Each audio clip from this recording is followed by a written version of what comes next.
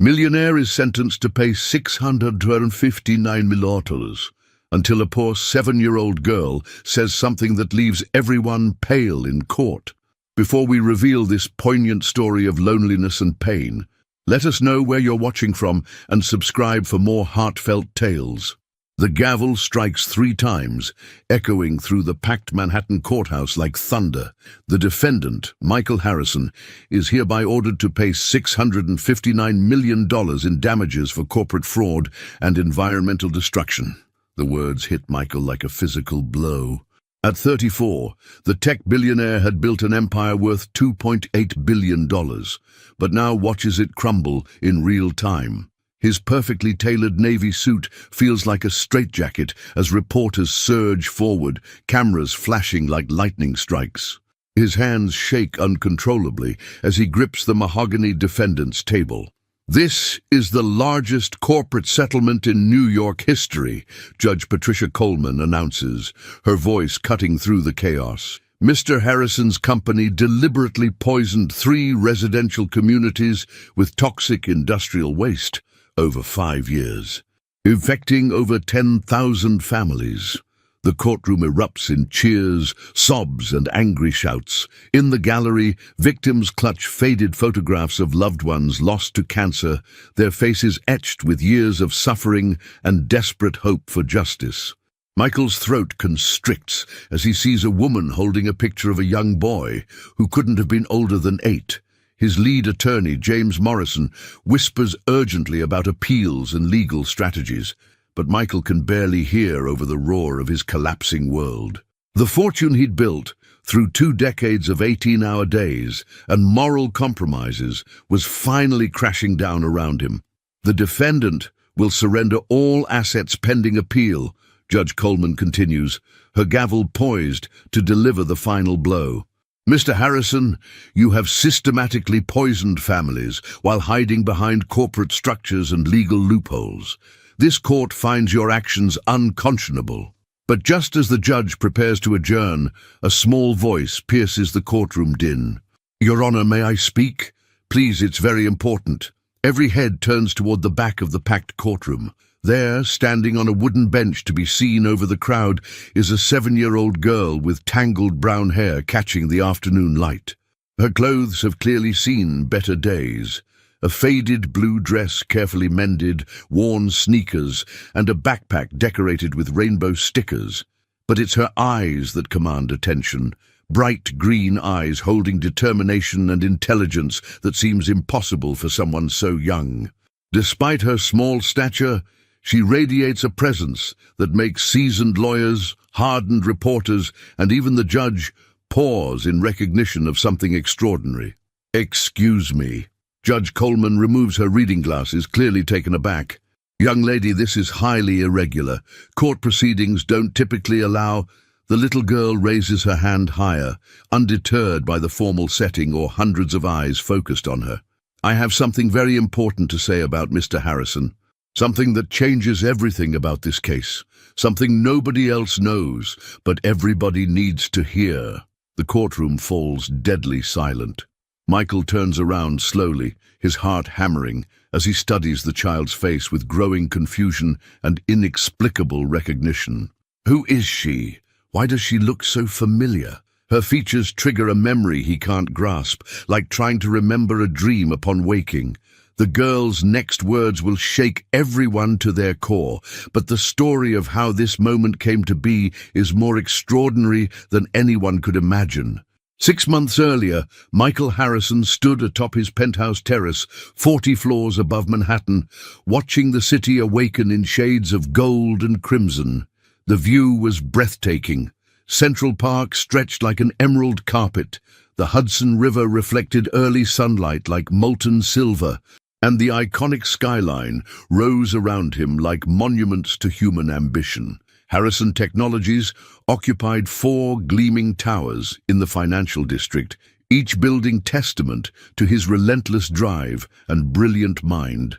At 34, he commanded a technology empire that had revolutionized data processing for government agencies and Fortune 500 companies worldwide. His innovations in artificial intelligence had earned him comparisons to the great tech visionaries. The morning air carried familiar sounds of New York awakening, distant traffic, construction crews beginning their work, delivery trucks navigating narrow streets.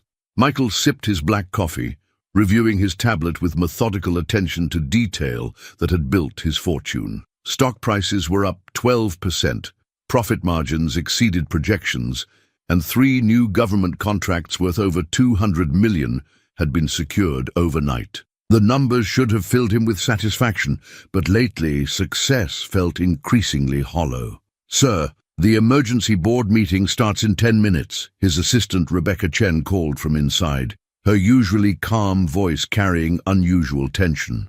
Rebecca had worked for him 8 years, managing his schedule with military precision. When she sounded worried, there was always good reason. Today's emergency agenda contained the quarterly environmental compliance report, specifically the sanitized version that would hide the devastating truth about their New Jersey waste disposal operations from shareholders, regulators, and the public. Michael had been dreading this meeting for weeks. As he walked through his office, past walls lined with framed awards celebrating his meteoric rise, each accolade felt heavier than usual. Tech Visionary of the Year from Forbes. America's Youngest Billionaire from Fortune. The titles that once filled him with pride now seemed like evidence against his character. The boardroom buzzed with nervous energy when Michael arrived.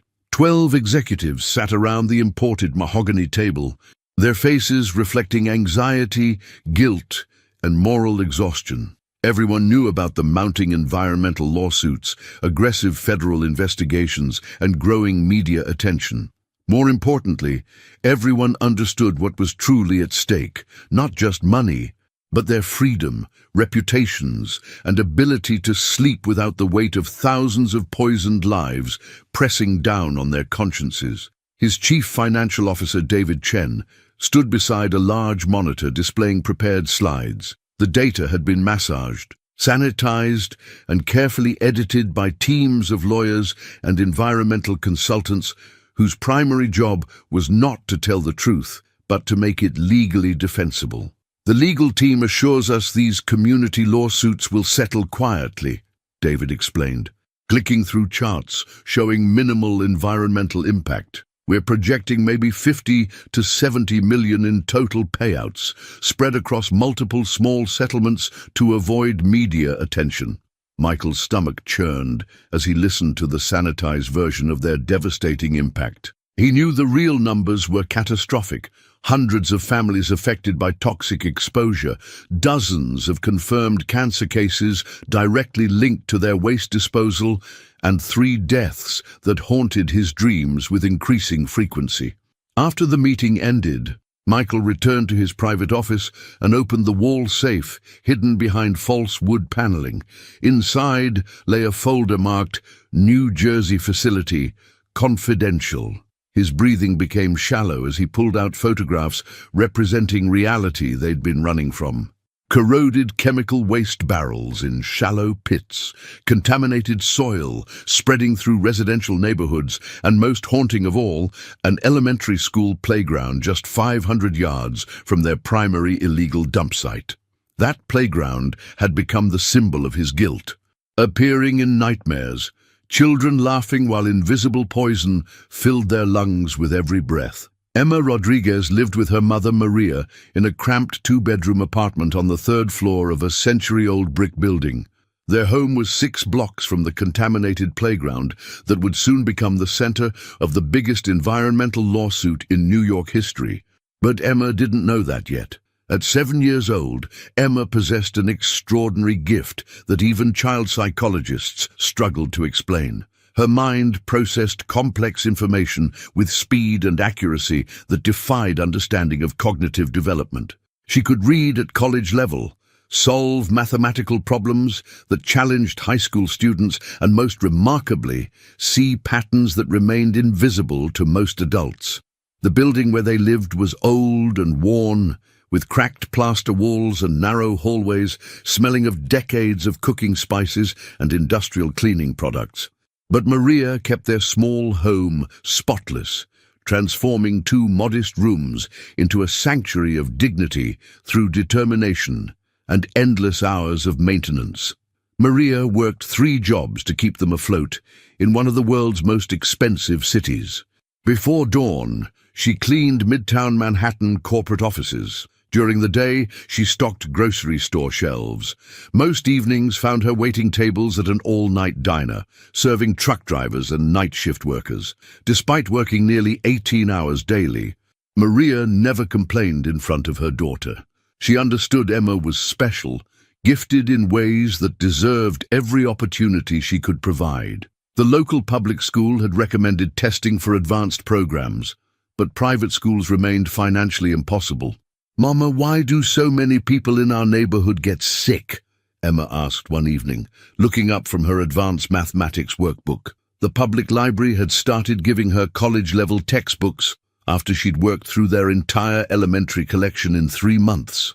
Maria paused while folding their clean laundry, every piece maintained with meticulous care because replacing anything required careful budgeting.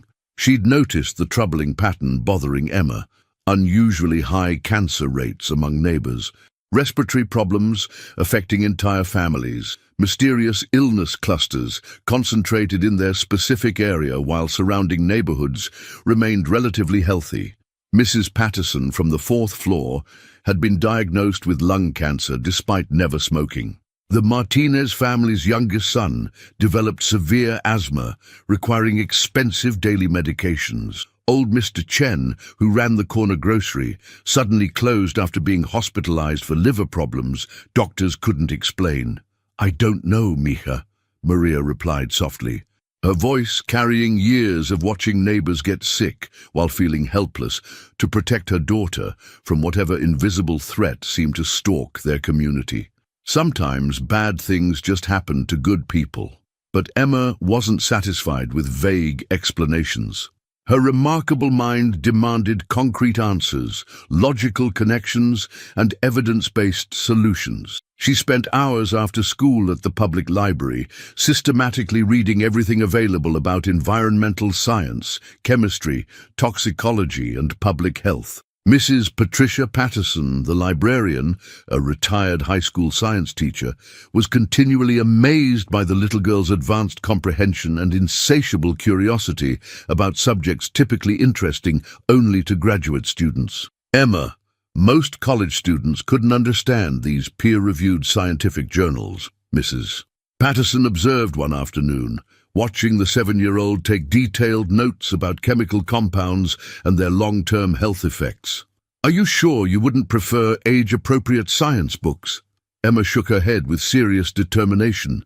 "These books contain the specific information I need, Mrs. Patterson. Someone is making people in my neighborhood sick, and I'm going to figure out exactly who is responsible." Her investigation began with methodical approach, careful observation, systematic data collection, and logical analysis. Emma created detailed neighborhood maps using colored pencils, marking every building within a 12-block radius.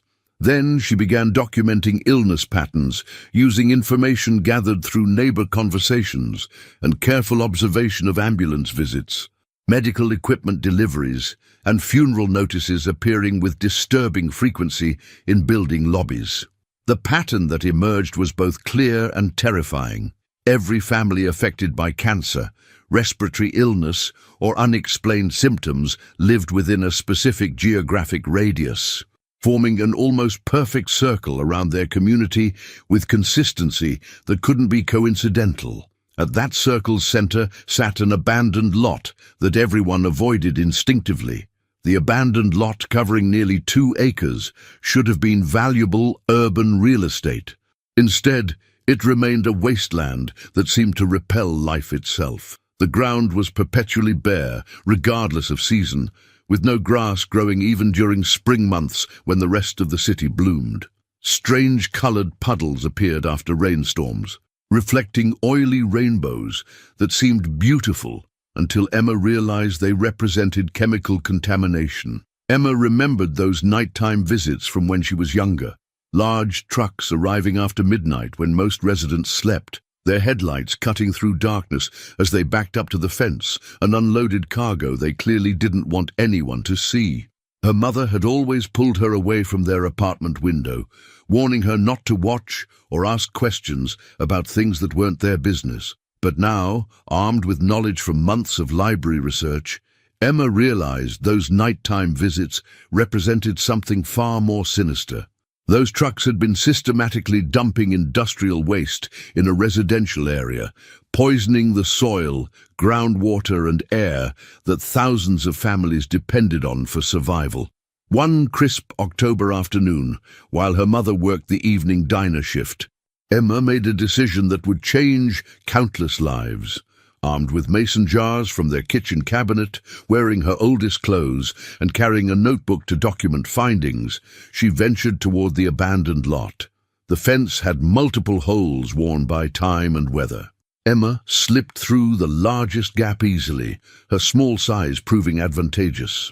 Up close, the environmental devastation was even more horrifying than she'd imagined.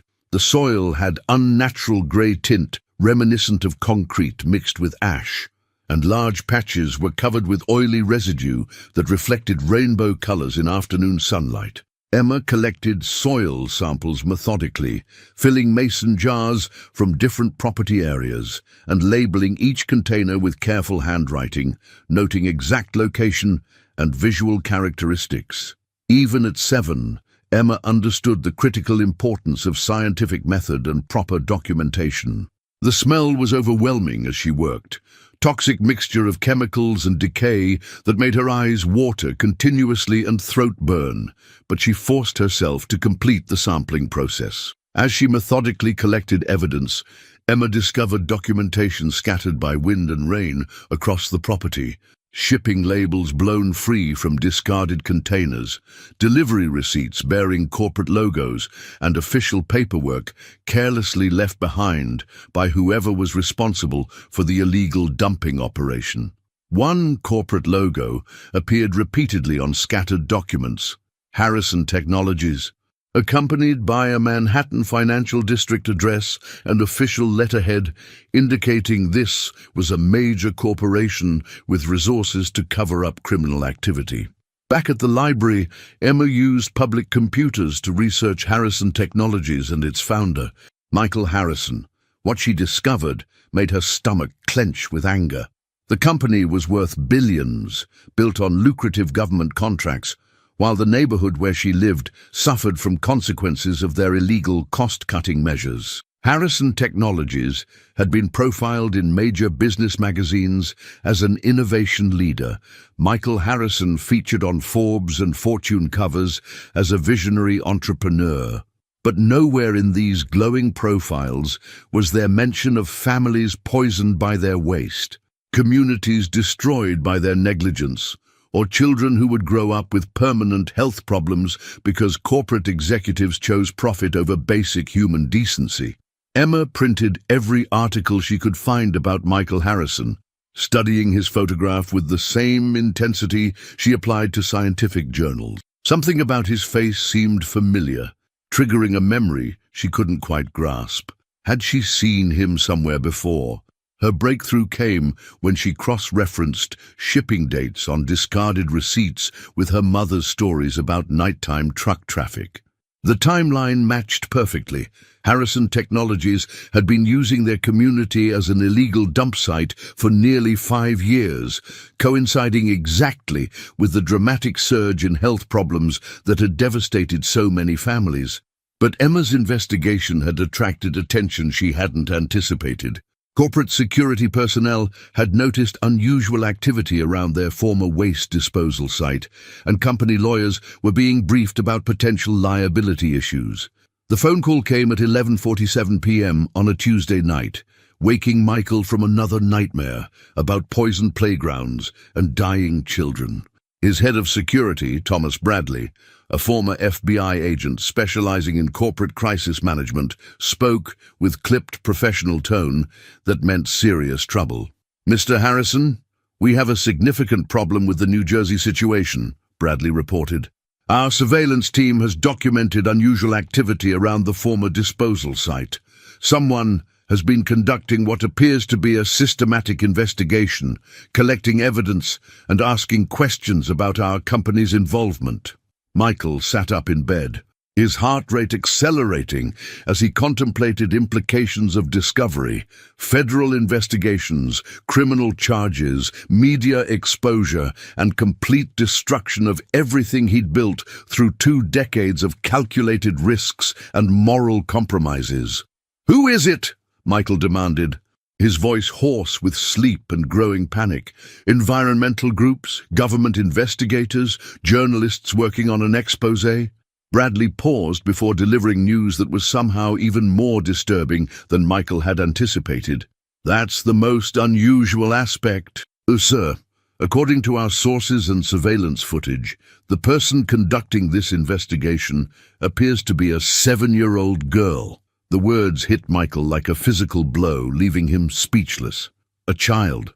How could a 7-year-old possibly pose a threat to his billion-dollar corporation and the army of lawyers and security professionals he employed? "That's impossible," Michael finally managed. "Children don't conduct environmental investigations. They don't understand corporate liability or chemical contamination or—" "Sir, I understand how this sounds," Bradley interrupted, "but our intelligence is reliable. The child's name is Emma Rodriguez. She lives 6 blocks from the contamination site with her mother, who works multiple low-wage jobs. According to our research, the girl has been systematically collecting soil samples, mapping illness patterns throughout the neighborhood, and researching our company's connection to the waste disposal operations." The next morning, Michael called an emergency meeting for dawn, assembling his top lawyers, security personnel, and crisis management specialists in his penthouse conference room. The Manhattan skyline provided stunning backdrop, but the view's beauty felt hollow as they gathered to plan what felt like a desperate fight for survival. "Explain to me how a 7-year-old child has uncovered evidence that we've spent millions of dollars to keep buried," Michael demanded, his usual composure cracking under pressure. Dark circles under his eyes revealed sleepless nights haunted by guilt and growing paranoia. James Morrison, his lead attorney, spread documents across the mahogany conference table. "Her name is Emma Rodriguez. She's 7 years old, lives with her mother Maria, who works 3 jobs. The child has been systematically collecting evidence for 4 months, organizing community meetings to help families document their illnesses, and creating detailed maps connecting health problems to our disposal activities." Michael studied Emma's school photograph, obtained through private investigators. Her bright green eyes and serious expression stirred that same inexplicable sense of recognition he'd been experiencing for weeks, a feeling that grew stronger each time he saw her image. "The local media has started calling her the little detective," Morrison continued grimly. "Her story is gaining traction with environmental groups and investigative journalists who smell a major story about corporate environmental crimes." David Chen pulled up news footage on his laptop. "She appeared on Channel 7 News last week, explaining the contamination in terms that made our own environmental consultants look incompetent. This isn't just some precocious child. She comprehends complex environmental science better than most graduate students, and she's using that knowledge to build a case that could destroy everything we've built." The video showed Emma standing confidently before news cameras, her hands gesturing toward hand-drawn charts, mapping contamination spread with remarkable accuracy. Despite her youth and obvious poverty, she spoke with authority about chemical compounds and long-term health effects. "The chemicals from Harrison Technologies' illegal dumping have been poisoning our neighborhood for over 5 years, Emma explained with startling clarity. The company knew this would hurt families, but they continued because illegal disposal was cheaper than following proper protocols. Now people are dying, and someone needs to be held responsible." Michael's chest tightened as he watched, struck by something deeper than Emma's intelligence, the unmistakable sense that he had seen this child before. 3 months before the trial, Michael Harrison made a decision that surprised his advisors. Instead of remaining hidden in his penthouse, he drove alone to Emma's neighborhood in his black Mercedes-Benz, parking at the edge of the community his company had systematically poisoned. The contrast was jarring. His car cost more than most families earned in 2 years, yet as he sat looking out at modest apartment buildings and small businesses, he felt smaller and more vulnerable than ever before. Children played in small front yards, their laughter carrying on air he knew contained invisible poison from his company's negligence. Mothers pushed strollers past buildings where families struggled with medical bills and declining health, unaware that the man responsible for their suffering was watching from yards away. Michael walked slowly toward the abandoned lot where Emma had conducted her investigation. Even from distance, he could see environmental damage, dead soil that couldn't support plant life, unnatural discoloration, and lingering toxic smell that made his eyes water. Security footage had shown Emma working alone at this site, a 7-year-old child collecting evidence that would ultimately destroy his empire while he sat in boardrooms discussing profit margins. She had done what teams of government investigators had failed to accomplish. Armed with nothing but mason jars and intelligence that operated on a completely different level. "You're him, aren't you?" a voice said behind him. Michael turned to find Emma Rodriguez standing on the cracked sidewalk, her school backpack slung over one shoulder and bright green eyes studying him with intensity that made his chest tighten. Up close, she was smaller than expected, but her presence filled the space around them with energy that was both challenging and oddly comforting. This was the child who had unraveled his lies, the brilliant mind that had connected patterns his experts had spent millions trying to hide. "I'm sorry," Michael replied weakly, though his heart raced with certainty that this encounter was somehow inevitable. "Michael Harrison," Emma said simply, her voice carrying neither accusation nor fear. "I've seen your picture in newspapers. You're the man whose company poisoned my neighborhood, made my friends sick, and killed Mrs. Garcia, who used to give me cookies after school." The directness hit him like a physical blow, forcing him to confront reality he'd been avoiding through corporate lawyers and public relations campaigns. No spin, no damage control, just truth delivered with devastating simplicity by a child who understood exactly what he'd done. It's more complicated than that," Michael began weakly, falling back on corporate speak he'd used to justify years of environmental crimes. Emma tilted her head, studying him with expression too mature for her age. "No, Mr. Harrison, it's not complicated. Your company needed to dispose of chemical waste. Legal disposal would have cost money and reduced profits. Illegal disposal in our neighborhood was cheaper because poor people don't have lawyers to fight back. You chose to save money by poisoning families.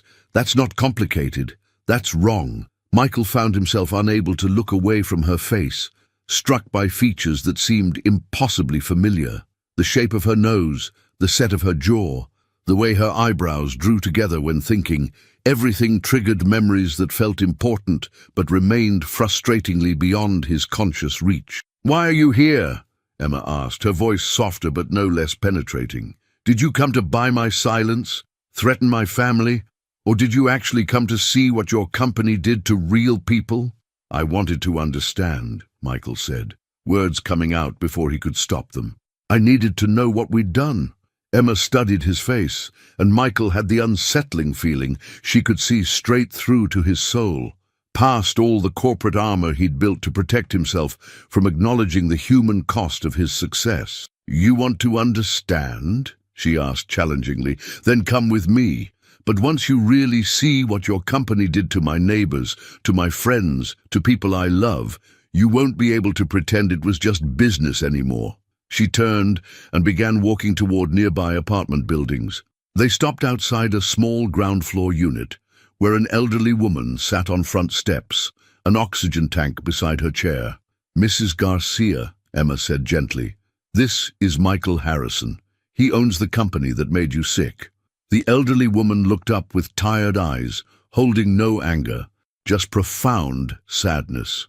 She didn't speak, but her gaze carried weight of countless sleepless nights and knowledge that her remaining time was measured in months. Mrs. Garcia has stage 4 lung cancer, Emma explained quietly. She's lived here 40 years, never smoked, never worked around industrial chemicals. The doctors say it's environmental exposure. She's dying because your company chose profit over human decency. With each stop, each story, each face, Michael felt his psychological defenses crumbling. These weren't statistics. They were real people whose lives had been shattered by his company's systematic poisoning of their environment. "I'm going to make sure you pay for this," Emma said as they returned to his car. "Not just money, real consequences. People need to know what happens when corporations think they can hurt families and get away with it." As Michael drove away, Emma's words echoed in his mind. But it was her face that haunted him most. Those bright green eyes that seemed impossibly familiar, carrying secrets neither of them yet understood. The recognition was growing stronger, more urgent, as if his subconscious was trying to tell him something crucial his conscious mind wasn't ready to accept. The trial was 3 months away, and this remarkable child held the power to destroy everything he'd built. What he didn't know was that their connection ran deeper than corporate crime, deeper than anything either was prepared to discover. 2 weeks after Michael's encounter with Emma, his world continued its relentless collapse. Harrison Technologies' stock price plummeted 40% as news of the environmental lawsuit dominated headlines.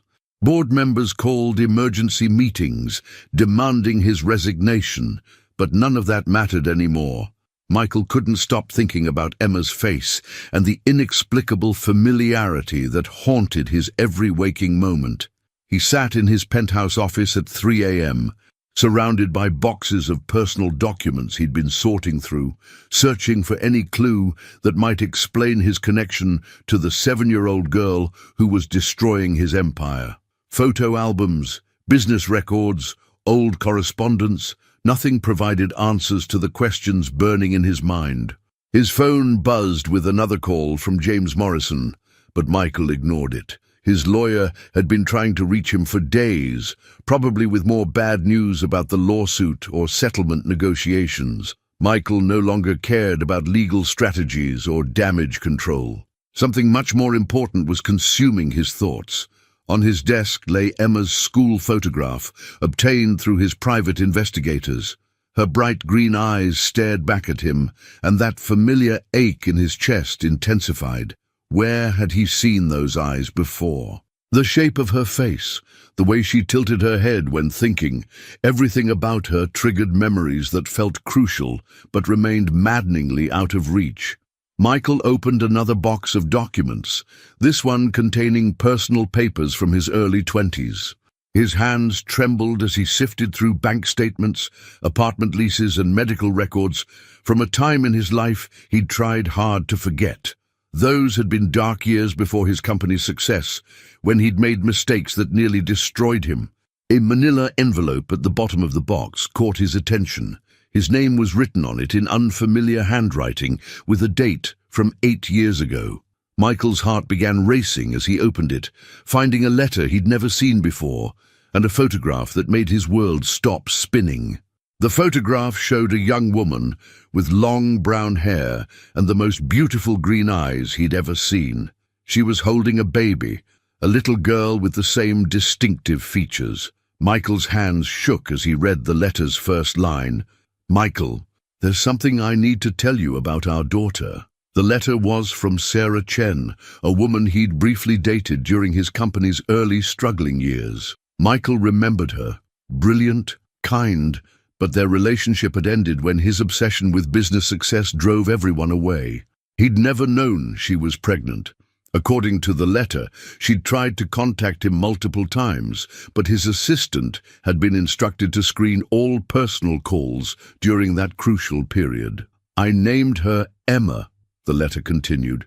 "She's incredibly intelligent. Even as a baby, she has your eyes, your intensity, your way of studying everything around her. I know you're busy building your company, but she deserves to know her father. Please call me when you get this." Michael's vision blurred as the pieces fell into place. Emma Rodriguez. Rodriguez was Sarah's maiden name. The familiar features, the extraordinary intelligence, the inexplicable connection he'd felt from the moment he saw her photograph. Emma wasn't just the child who was bringing down his empire. She was his daughter. His phone rang again, Morrison's name flashing on the screen. This time Michael answered. "Michael, thank God," Morrison said, his voice tight with stress. "We need to talk immediately. The prosecution has made an offer, but it's time-sensitive. They want a settlement conference tomorrow morning." "James," Michael interrupted, his voice hollow, "I need you to do something for me.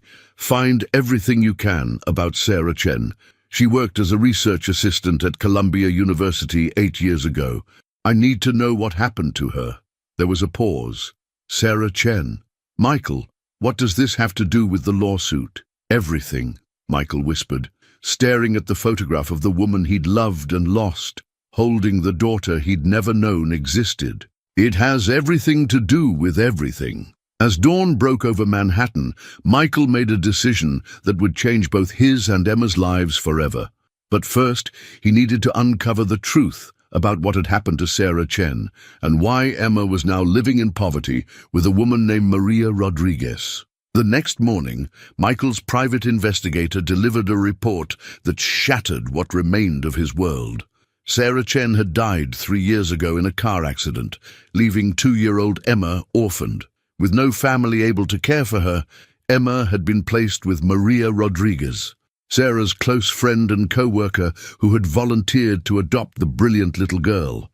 Michael sat in his office reading the investigation report with growing horror and guilt. Sarah had struggled as a single mother, working multiple jobs to support Emma while pursuing her doctoral degree in environmental science. She'd continued trying to contact Michael for years, but his success had made him increasingly isolated and paranoid about people wanting his money. The report included Sarah's last letter to him, sent just months before her death.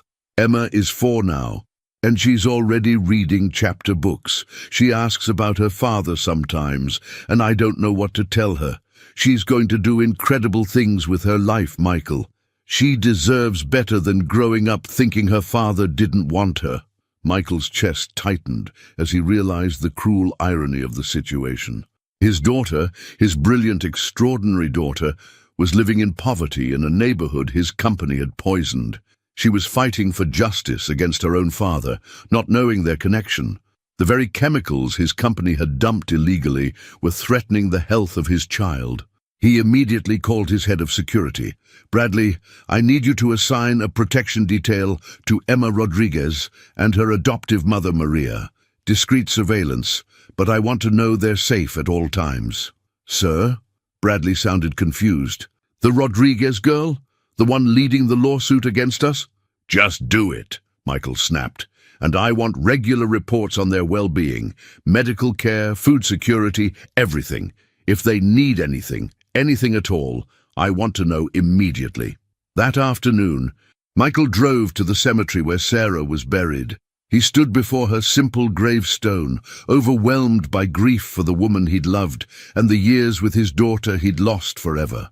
Guilt consumed him as he thought about Emma growing up believing her father had abandoned her, never knowing he'd never even received the messages about her existence. "I'm sorry, Sarah," he whispered to the stone. "I'm sorry I wasn't there. I'm sorry Emma had to grow up without me. But I'm going to make this right somehow." As he drove back to Manhattan, Michael's phone rang. It was Morrison with an update on the lawsuit. "Michael, the prosecution is pushing hard for the settlement conference tomorrow. They're demanding the full $659 million plus criminal charges. But there's something else. Emma Rodriguez has specifically requested to address the court personally. She wants to make a statement about the impact on her community."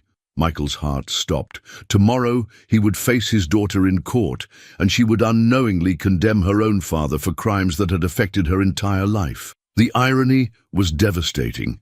Emma's brilliant investigation had uncovered the truth about his company's environmental crimes. But the biggest truth of all remained hidden. That night, Michael made a decision that would shock everyone who knew him. He called Morrison back. "James, I want to change our strategy completely. No more settlement negotiations, no more legal maneuvering. Tomorrow, I'm going to tell the truth about everything.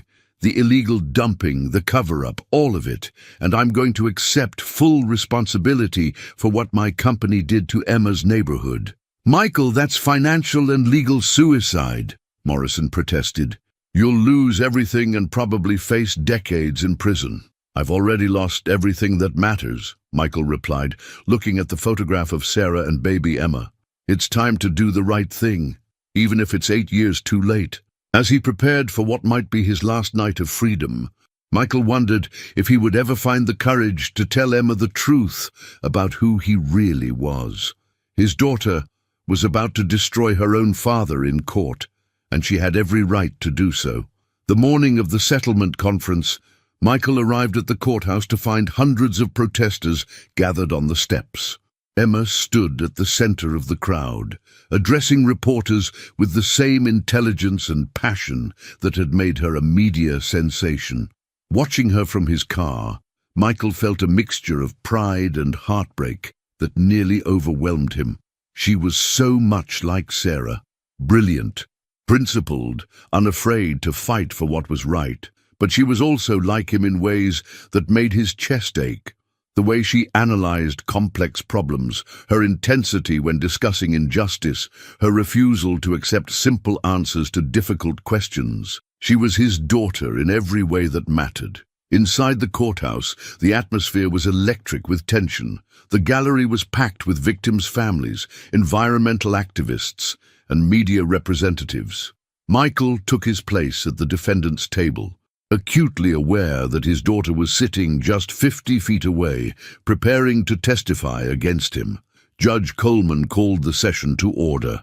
"Before we begin settlement discussions, I understand Miss Rodriguez has requested to address the court." Emma stood up, and Michael's breath caught in his throat. Up close, the resemblance to Sarah was even more striking. She had her mother's grace and determination, but her eyes, those bright green eyes that had haunted Michael's dreams, were unmistakably his. "Your Honor," Emma began, her young voice carrying clearly through the packed courtroom, "I want to tell you about my neighborhood and what Harrison Technologies did to the people I love." She spoke about Mrs. Garcia, who had died the previous week from lung cancer. She talked about Tommy's little sister, whose leukemia was getting worse despite expensive treatments. With each story, each name, each face, Michael felt the weight of his crimes settling on his shoulders like stones. "But I also want to talk about something else," Emma continued, her voice taking on a different tone. "I've been thinking a lot about responsibility and what it means to make things right when you've done something terrible." Michael's lawyer shot him a worried glance, but Michael couldn't look away from his daughter.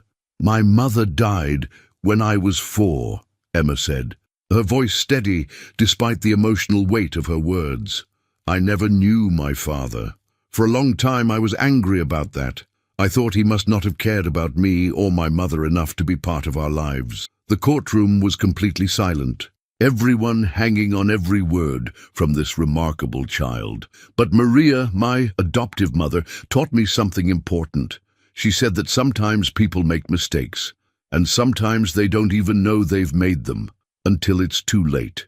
She said, the measure of a person isn't whether they make mistakes, but what they do when they finally understand the harm they've caused." Michael's hands shook as Emma's words hit him like physical blows. Was she talking about him? Did she somehow know? "So I want to say this to Mr. Harrison," Emma continued, turning to look directly at him for the first time. "I know you poisoned my neighborhood. I know your company hurt my friends and neighbors. But I also know that everyone deserves a chance to make things right if they're truly sorry and willing to do whatever it takes to help the people they've hurt." Their eyes met across the courtroom, and Michael saw something in Emma's expression that took his breath away. It wasn't hatred or accusation, it was hope. His brilliant daughter was offering him something he didn't deserve, the possibility of redemption. Judge Coleman looked surprised by Emma's unexpected turn toward mercy rather than condemnation. Miss Rodriguez, are you saying you would support a settlement that includes rehabilitation rather than just punishment? Emma nodded solemnly. I want Mr. Harrison to pay for what he did, but more than that, I want him to help fix the damage and make sure this never happens to any other community. Michael stood up slowly, his heart pounding so hard he was sure everyone in the courtroom could hear it. Your Honor, he said, his voice barely above a whisper, I would like to respond to Miss Rodriguez. The judge nodded. Mr. Harrison, you may address the court. Michael turned to face Emma, seeing so much of Sarah in her expectant expression. The words he'd planned to say disappeared from his mind, replaced by a truth that had been building in his chest for days. Emma, he began, his voice growing stronger, you're right about responsibility and making things right. I poisoned your neighborhood. I covered up the damage. I chose profit over the safety of families, and people died because of my decisions. The courtroom held its collective breath as Michael continued, his voice steady despite the tears streaming down his face. But there's something else I need to tell you, Emma. Something that changes everything, even though it doesn't excuse anything. He paused, looking directly into his daughter's eyes. 8 years ago, I was in love with a woman named Sarah Chen. She was brilliant, unkind, and everything good that I wasn't. When my business started to take off, I became obsessed with success. I pushed everyone away, including Sarah. Emma's face went pale, and Michael saw recognition beginning to dawn in her eyes. Sarah tried to contact me many times over the years, Michael continued, his voice breaking, but I was so focused on building my empire that I never got her messages. I never knew that she was pregnant. I never knew that I had a daughter. The courtroom erupted in whispers and gasps, but Michael only had eyes for Emma, who was staring at him with a mixture of shock, disbelief, and something that might have been recognition. Emma Rodriguez, born Emma Chen, you are my daughter. The brilliant, extraordinary girl who brought down my company is my own child. The neighborhood I poisoned is where my daughter lives. The people I hurt include the most important person in my world, someone I never even knew existed until a few days ago. Emma swayed slightly, and Maria Rodriguez immediately moved to support her. The older woman's face showed she had suspected this truth for some time. Judge Coleman called for order as the courtroom buzzed with reaction to Michael's stunning revelation. Mr. Harrison, are you saying that the plaintiff in this case is your biological daughter? Yes, Your Honor, Michael replied, never taking his eyes off Emma. And I want her to know that every day I didn't know about her existence was the greatest loss of my life. Every day she grew up without me was a tragedy I'll never forgive myself for. Emma finally found her voice, though it shook with emotion. You're my father, the man who abandoned my mother, who never answered her calls, who let me grow up thinking I wasn't wanted. I never knew, Emma, Michael said desperately. I swear to you, I never knew Sarah was pregnant. I never knew you existed.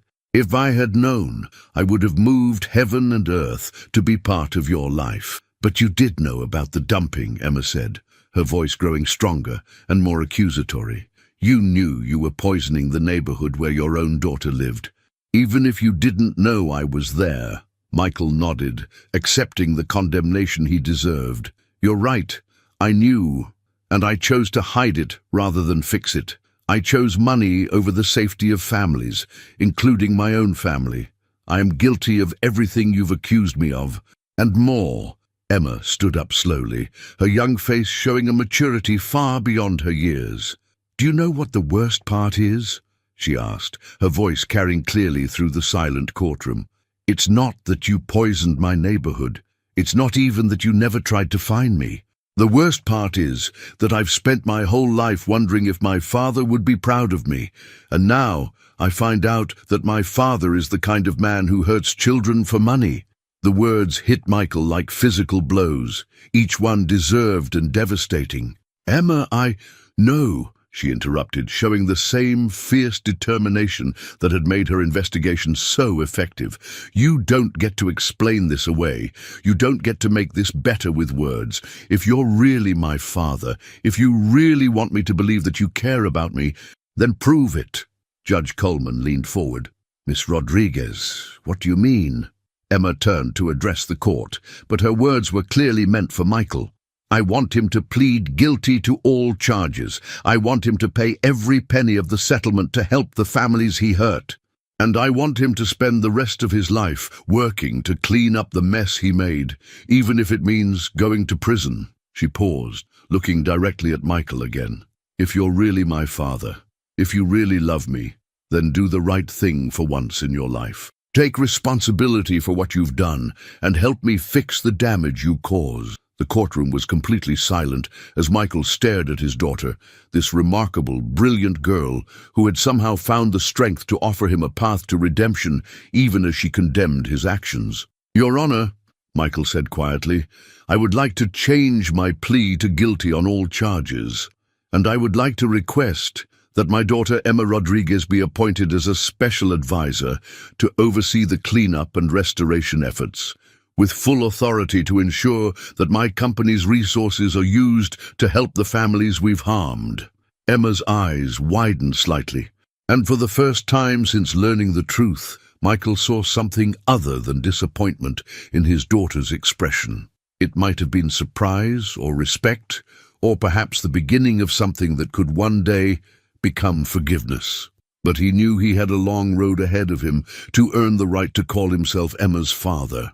1 month after the shocking courtroom revelation, Michael Harrison sat in a small conference room in the federal courthouse, no longer the powerful billionaire who had once commanded a technology empire. His assets had been liquidated, his company dissolved, and his personal wealth redistributed to the families affected by his environmental crimes. But for the first time in years, he felt something approaching peace. Across the table sat Emma, now officially recognized as his daughter and appointed by the court as a special advisor to oversee the cleanup efforts. In the month since learning the truth about their relationship, they had met twice a week to discuss the restoration project, but their interactions remained formal and businesslike. Emma was polite but distant, treating him like any other defendant rather than her father. The soil remediation is ahead of schedule, Emma reported, reviewing her notes with the same methodical precision that had made her environmental investigation so effective. The contractors you recommended have removed over 300 tons of contaminated material, and the new groundwater filtration system should be operational by next month. Michael nodded, studying his daughter's face as she spoke. She had grown visibly in the past month, not just physically but emotionally. The weight of learning her father's identity, combined with her responsibilities overseeing the cleanup, had added a new dimension of maturity to her already remarkable presence. What about the medical fund? Michael asked. Are the families getting the care they need? Mrs. Patterson started her cancer treatments last week, Emma replied. Tommy's sister Sarah is responding well to the new experimental therapy, and 15 other families have received comprehensive health screenings. The fund should cover ongoing medical costs for at least 10 years. They worked through the technical details of the restoration project for another hour. Their conversation focused entirely on logistics and timelines. But as Emma gathered her papers to leave, Michael found the courage to address the elephant in the room. Emma, he said softly, I know these meetings are difficult for you. If you'd prefer to work with my lawyers directly— No, Emma interrupted, looking up from her backpack. I need to see that you're really committed to fixing this. Words are easy, Mr. Harrison. Actions are what matter.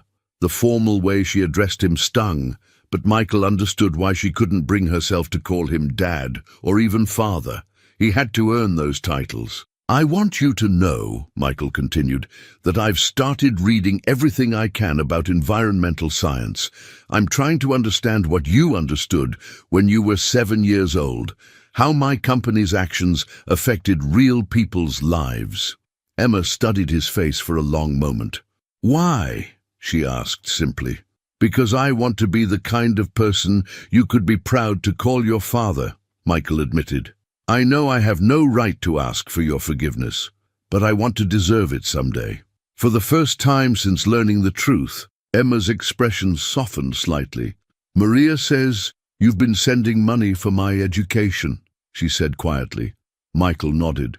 "The private school you're attending now has resources that can challenge your extraordinary mind, and the college fund should cover any university you choose, including graduate school." "Why are you doing this?" Emma asked, her voice carrying genuine curiosity rather than accusation. "Because you're my daughter," Michael said simply. "Because I missed the first 7 years of your life, and I can't get those back. Because I want to help you become everything you're capable of becoming, even if I don't get to be part of that journey." Emma was quiet for a long moment, processing his words with the same careful consideration she applied to complex scientific problems. "I've been thinking about something," she finally said. "Maria told me about my mother, how she tried to contact you for years, how she never gave up believing that you would want to know about me." Michael's throat tightened at the mention of Sarah. "She kept all your pictures," Emma continued, "articles about your company, photos from business magazines. She wanted me to know who my father was, even if you didn't know about me." "She was an extraordinary woman," Michael said quietly. "You have her kindness, her strength, her commitment to justice." "But I have your stubbornness too," Emma said, and Michael was surprised to see the hint of a smile on her face. "Maria says I get that intensity from you, the way I dive into problems and won't let go until I solve them." "Is that such a bad thing?" Michael asked. Emma considered this carefully. "It depends on what you use it for," she replied. "You used your intensity to build a company that hurt people. I used mine to stop you. The same trait, but completely different outcomes." The insight was so mature, so thoughtful, that Michael felt a surge of pride in his remarkable daughter. "You're going to change the world, Emma," he said. "You already have." As Emma prepared to leave, she paused at the door. "Mr. Harrison," she said, then stopped and corrected herself. "Michael, I want you to know that I don't hate you. I'm disappointed and I'm angry about the lost years, but I don't hate you." "That means more to me than you know," Michael replied. "But earning my respect, earning the right to be called my father, that's going to take time. Maybe years, maybe forever." Michael nodded, accepting the harsh reality of his situation. "I understand, and I'll wait as long as it takes, even if it's forever." After Emma left, Michael sat alone in the conference room, thinking about the long road ahead. He faced at least 5 years in federal prison, the complete loss of his fortune, and the possibility that his daughter might never fully forgive him.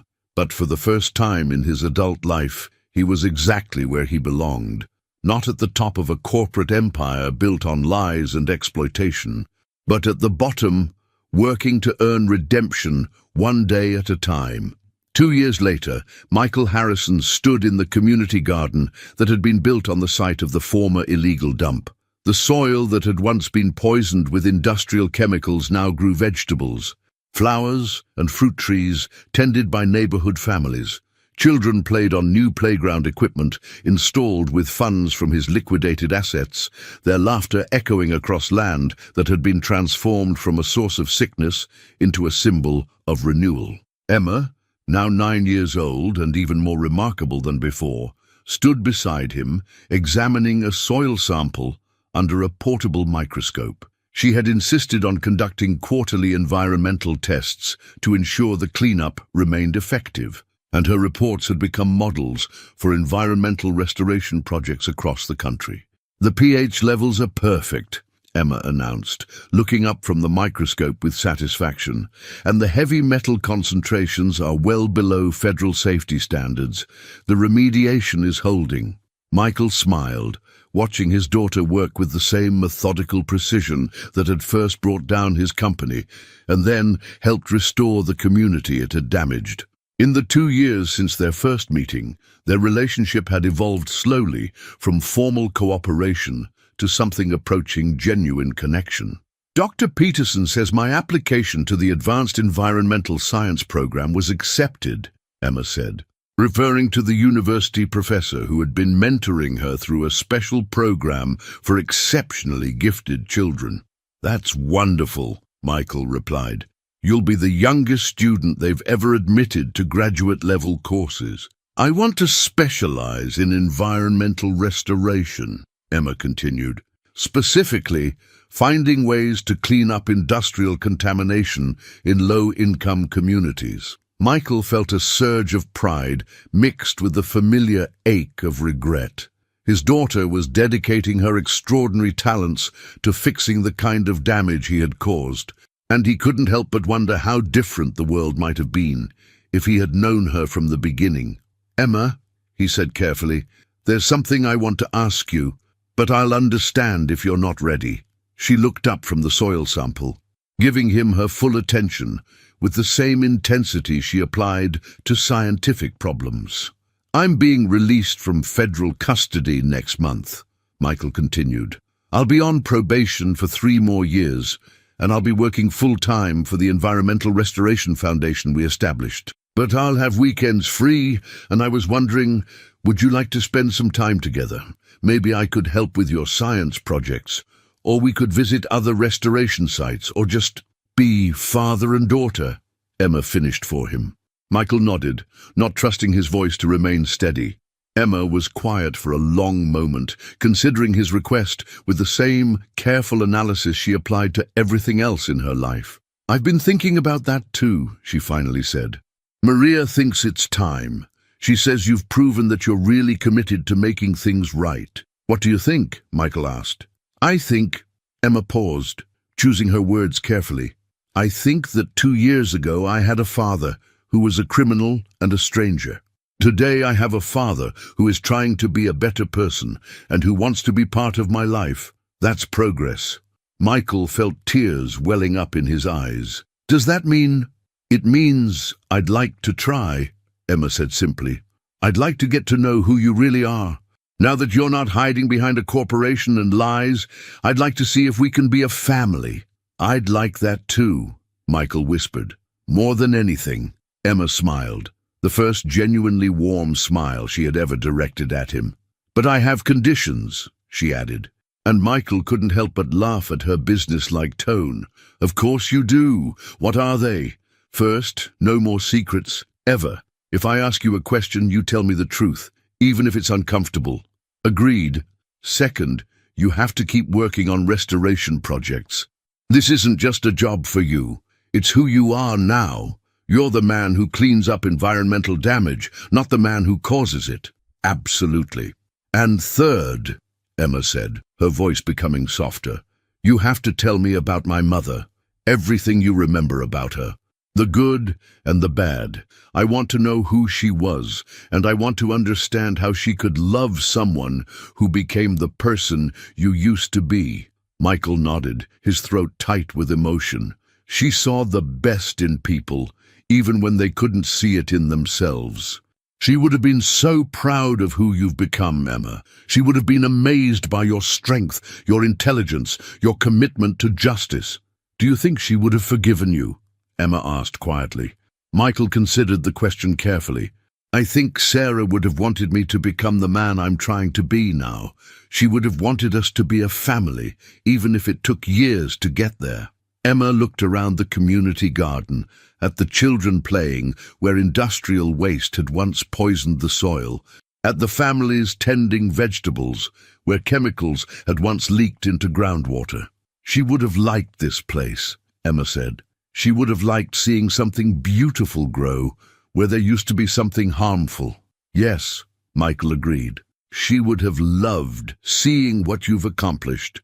As they prepared to leave the garden, Emma surprised Michael by reaching out and taking his hand. It was the first time she had ever initiated physical contact, and the simple gesture meant more to him than all his former wealth and success combined. Dad, she said, testing the word carefully, I think Mom would be proud of both of us. Michael squeezed his daughter's hand gently, finally understanding that redemption wasn't something you achieved.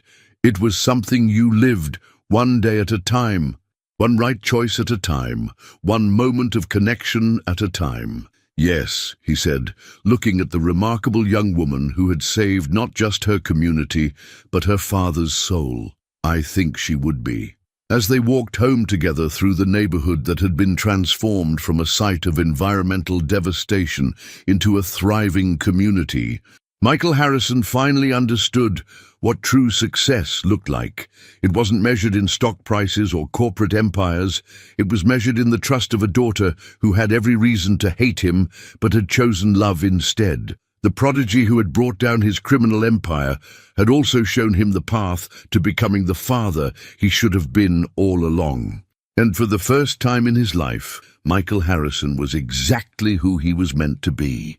Millionaire is fired in front of 147 employees for losing 4.9B from the company, but a poor 7-year-old girl silences everyone with one word. Before we reveal this poignant story of loneliness and pain, let us know where you're watching from and subscribe for more heartfelt tales. The mahogany table stretched endlessly before Marcus Wellington, its polished surface reflecting the cold fluorescent lights of Pinnacle Industries' 42nd floor conference room. At 42, Marcus had built his fortune from absolutely nothing, a farm boy from rural Nebraska whose calloused hands had once milked cows at dawn before catching the school bus. Now those same hands, manicured and steady, gripped the termination papers that threatened to destroy everything he'd spent 23 years building. $4.9 billion, Marcus. The voice belonged to Harold Blackstone, the silver-haired chairman whose family had controlled Pinnacle for 3 generations. His icy blue eyes showed no mercy as he adjusted his gold-rimmed glasses. Gone, vanished into thin air, because of your catastrophic miscalculations with the Meridian Electronics acquisition. Through the floor-to-ceiling glass walls that surrounded the conference room, 147 employees pressed against the windows like spectators at a public execution. Their faces displayed a mixture of shock, morbid curiosity, and genuine fear for their own futures. Marcus could see Jennifer Patterson from accounting, her mascara streaking down her cheeks as tears fell freely. There was Tom Rodriguez from maintenance, slowly shaking his graying head in disbelief, his work uniform still bearing yesterday's coffee stain. These weren't just numbers on a spreadsheet. These were real people with mortgages, children's college funds, and dreams that hung in the balance of decisions made in rooms exactly like this one. The Meridian deal was financially sound, according to every analysis we conducted, Marcus said, his voice maintaining its characteristic steadiness despite the visible tremor in his hands. He'd built his reputation on never showing weakness, even when the world crumbled around him. Market volatility of this magnitude couldn't have been predicted by any reasonable forecast model. Couldn't have been predicted. Jonathan Steele, another board member and Harold's longtime ally, slammed his manicured palm against the polished table with enough force to make the crystal water glasses jump. His face flushed red with indignation. Your legendary arrogance and reckless decision-making just cost us everything. The employee pension funds, the planned expansion projects, the research and development initiatives, all of it destroyed because you thought you were smarter than the market. The heavy conference room door creaked open with a sound that seemed to echo through the tense silence. A small figure slipped inside, moving like a shadow despite the attention her presence immediately commanded. 8-year-old Lucy Chen stood barely tall enough to see over the massive conference table, wearing a faded yellow dress that had clearly seen better days and clutching a crumpled piece of paper against her chest like a shield. Her dark, intelligent eyes surveyed the room with a maturity that seemed far beyond her tender years, taking in every detail of the corporate power struggle unfolding before her. "Excuse me," she said, her voice barely rising above a whisper, but somehow carrying enough authority to freeze every person in that room. "I think you're making a terrible mistake about Mr. Wellington." Harold Blackstone's aristocratic face turned a shade of crimson that matched his expensive silk tie. The veins in his neck bulged as his voice boomed across the conference room with enough force to rattle the windows. "Security! How in God's name did this child manage to get past 3 levels of security and into our private board meeting?" His outrage was palpable, filling the air like toxic smoke. Lucy flinched at the volume, but refused to retreat even a single step. Instead, she moved closer to the intimidating table, her small fingers gripping the crumpled paper even tighter until her knuckles turned white. The courage required for an 8-year-old to stand her ground against some of the most powerful men in corporate America was nothing short of extraordinary. "Please, sir," Lucy said, her voice gaining strength as she looked directly into Marcus's steel-grey eyes. "My mom works in the data processing department on the 34th floor. She's been working all night long on something really important that she called the numbers that don't add up right. She specifically sent me to find Mr. Wellington because she said he was the only one who would listen to the truth even when it sounds impossible." Marcus felt his heart skip a beat, then begin racing with unexpected hope. Sarah Chen was indeed one of their most meticulous and brilliant analysts, a woman whose razor-sharp mathematical mind could spot discrepancies and patterns that escaped even the most sophisticated computer algorithms. During his meteoric rise to power within the company, Sarah's invaluable insights had saved him millions of dollars on more than one occasion, and her quiet dedication had never gone unnoticed or unappreciated. "Young lady," Jonathan Steele's voice dripped with condescension thick enough to cut with a knife, "this is not some kind of playground or daycare center. We're dealing with extremely serious adult financial matters that determine the fate of thousands of people. You need to leave immediately." "The Meridian Electronics purchase," Lucy interrupted with surprising authority, carefully unfolding her wrinkled paper to reveal neat rows of numbers written in her mother's distinctive handwriting. "You bought their entire company for exactly $2 billion because they claimed they had developed revolutionary battery technology that would change the world, right?" Her small voice carried an unexpected confidence that made every adult in the room fall completely silent. Marcus nodded slowly, his analytical mind suddenly engaged despite his dire circumstances. Through the glass windows surrounding them, the crowd of employees strained forward, pressing closer to hear what was unfolding inside. Security guards approached the conference room door but hesitated when they saw the riveted expressions on the board members' faces, sensing that something truly extraordinary was taking place. "My mom spent the entire night digging through old financial reports and patent filings," Lucy continued, her dark eyes never wavering from Marcus's face. "She found something really important hidden in their documents from before you bought them. They were spending millions and millions of dollars on completely fake research projects. But here's the really important part. The real technology, the stuff that actually works, they had already sold it to someone else 3 whole years ago." The conference room fell into a silence so complete that even the soft hum of the air conditioning system seemed deafeningly loud. Harold Blackstone's angry expression began a slow transformation from rage to confusion, his aristocratic features contorting as he tried to process this unexpected information. Jonathan Steele leaned forward in his leather chair, his earlier condescension replaced by genuine curiosity despite his obvious reluctance to take a child seriously. Marcus extended his hand across the massive table with fingers that trembled slightly, gently taking the precious paper from Lucy's small, trusting hands. The document felt fragile, like it might crumble at any moment, but the information it contained could potentially change everything. Sarah Chen's handwriting was immediately recognizable. Precise, methodical columns of figures, patent registration numbers, and carefully documented dates that painted a picture none of the sophisticated financial analysts had managed to see. "Phoenix Dynamics," Harold Blackstone muttered under his breath, fumbling for his gold-plated smartphone with hands that suddenly seemed unsteady. "I've never heard of any company by that name in our industry analysis reports." "New But you have heard of them, Lucy interrupted softly, her voice carrying the patient tone of a teacher explaining something obvious to confused students. They just changed their name really recently. It happened last month, actually. Now they're called something different. She scrunched up her face in concentration, clearly working hard to remember the exact details her mother had shared with her.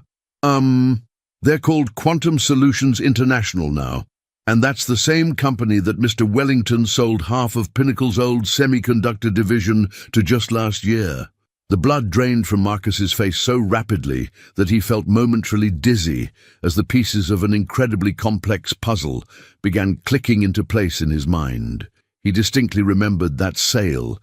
He'd disposed of what everyone considered outdated semiconductor technology for what seemed like a modest but reasonable $1 billion, believing it was legacy equipment with limited future value. But if Lucy and her brilliant mother were correct in their analysis, Jonathan Steele was already frantically typing on his laptop, his fingers flying across the keyboard with desperate urgency. After several tense minutes of research, he looked up with an expression of complete shock. "Dear God in heaven," he whispered, his voice barely audible. "QSI's stock price has increased by an astronomical 340% in just the past 6 months. According to the financial news reports I'm reading, they're scheduled to announce a revolutionary battery technology partnership with Tesla next week that will fundamentally change the automotive industry." Through the glass walls, Marcus could see the crowd of employees gathering even closer, their faces pressed against the windows as they sensed the dramatic shift in atmosphere within the conference room. Sarah Chen appeared at the back of the crowd, her face etched with exhaustion from working through the night, dark circles under her eyes revealing the sacrifice she'd made. When she caught sight of her daughter through the window, she pressed her hand against the cold glass, tears of pride and worry forming in her tired eyes. "So when Meridian collapsed and we apparently lost the $49 billion, Marcus said slowly, his analytical mind working through the staggering implications, they were already essentially bankrupt from a technology standpoint. Their supposed breakthrough innovations were completely worthless because they had sold all the genuine intellectual property years earlier. You sold it to a company that you now indirectly control through the QSI acquisition deal," Harold Blackstone added, his voice filled with growing amazement and what might have been the first hints of respect he'd shown in years. Lucy nodded with the serious demeanor of a professor delivering a crucial lecture. "Which means Mr. Wellington didn't actually lose any money at all. He accidentally bought the fake company, but he already owned all the real technology. So the $49 billion loss is actually..." She carefully consulted her mother's precise calculations one more time. "Actually, it's $7 billion gain when you add up everything properly." Marcus stared at the remarkable little girl who had just completely turned his world upside down and inside out. His hands shook uncontrollably as he reached for his secure phone, immediately dialing his private team of elite financial analysts. The board members sat in stunned silence around the massive table, their earlier confidence and righteous anger crumbling like ancient sandcastles before an unstoppable incoming tide. "Drop everything and get me a complete analysis of Phoenix Dynamics, Quantum Solutions International, and every single one of their battery-related patents," Marcus barked into the phone with renewed authority. "Cross-reference everything with our QSI acquisition from last year down to the smallest detail.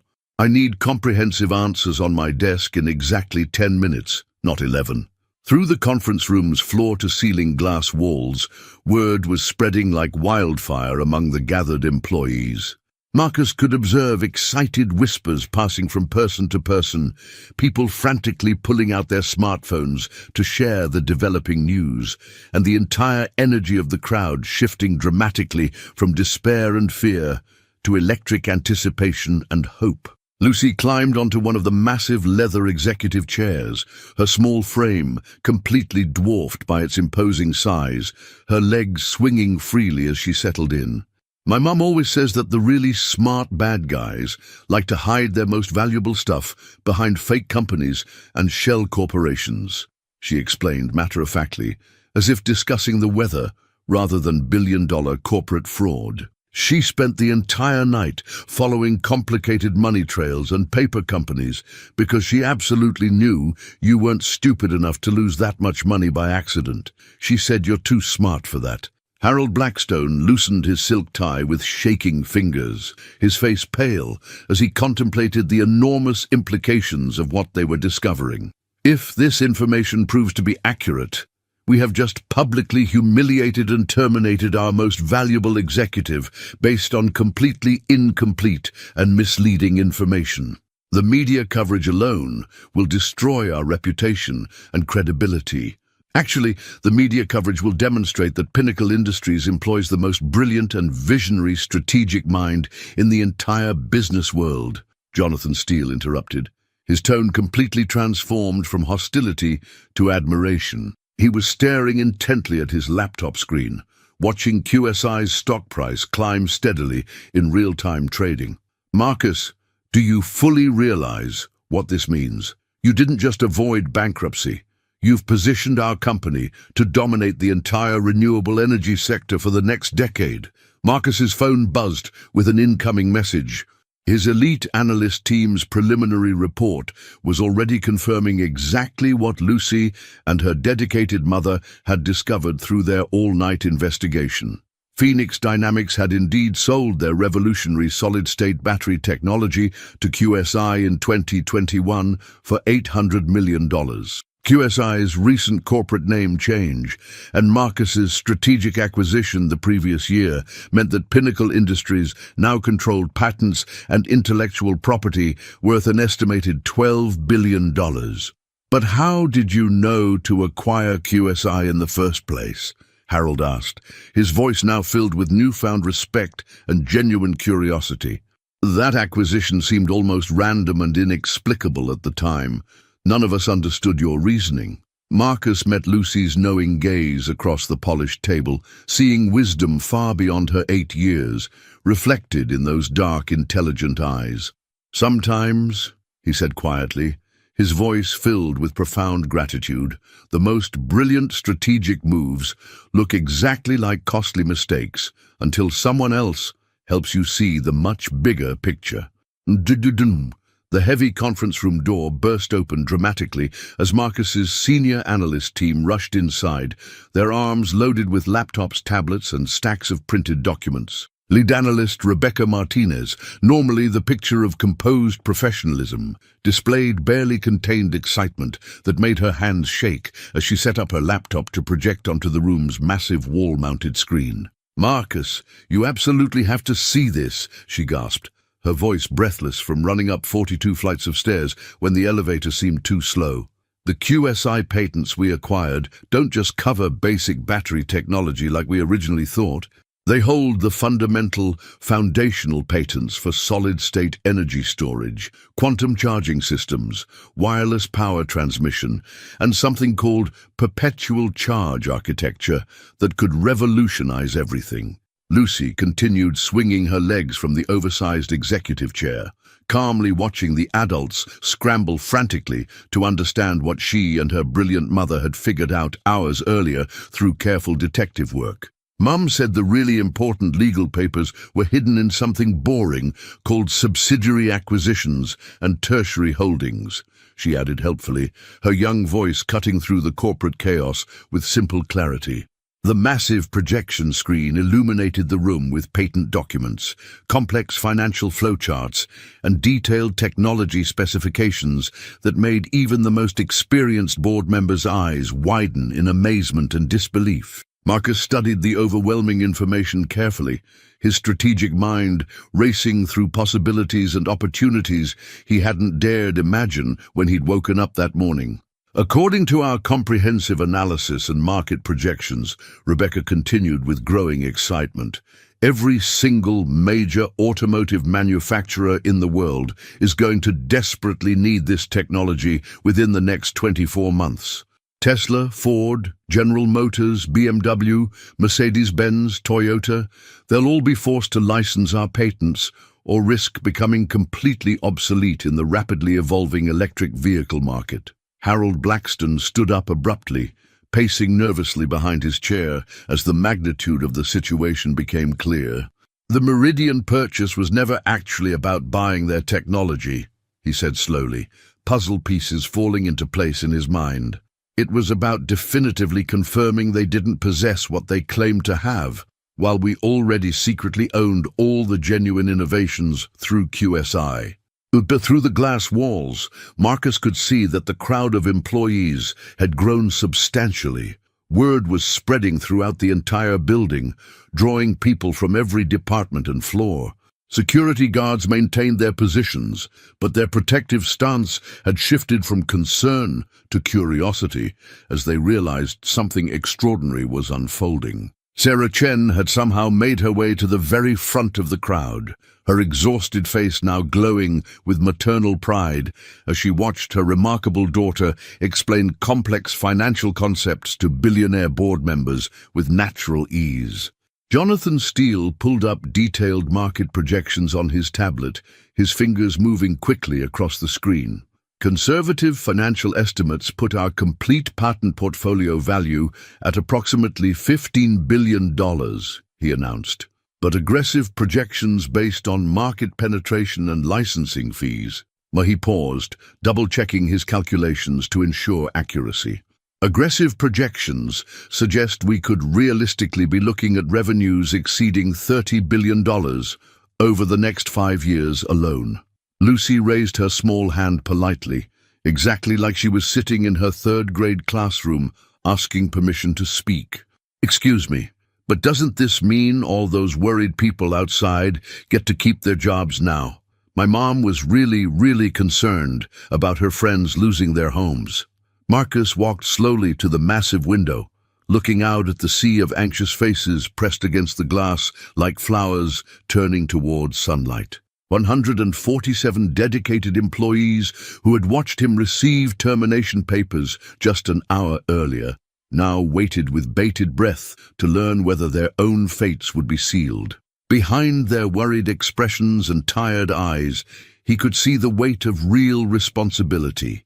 Families depending on steady paychecks, mortgage payments that couldn't be missed, children's college funds that represented years of sacrifice, and carefully nurtured dreams that hung precariously in the balance of decisions made in corporate boardrooms exactly like this one. He turned back to Lucy, who was now contentedly drawing on a paper napkin with a worn crayon she'd somehow produced from her dress pocket. Her small tongue stuck out slightly in concentration as she worked on her artistic creation with the intense focus that only children possess. "What are you drawing there, sweetheart?"